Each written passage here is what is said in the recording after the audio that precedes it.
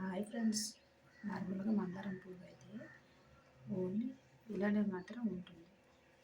కానీ మా ఇంట్లో మందారం పువ్వు అయితే చూడండి విచిత్రంగా ఇదొకటి, ఇంకా చూడండి ఇదొకటి, ఇదొకటి, ఇదొకటి, మొత్తం 5. విచిత్రంగా ఉంది కదా.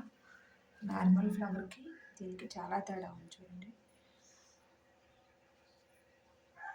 చాలా డిఫరెంట్గా ఉంది కూడా.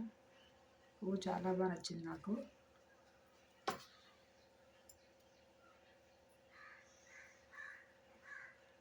మొత్తం 5 పువ్వులు కలిపితే ఎంతో ఒక పువ్వు అనమాట. అలా పూసింది చూడండి, చాలా బాగా అనిపించింది నాకైతే మాత్రం.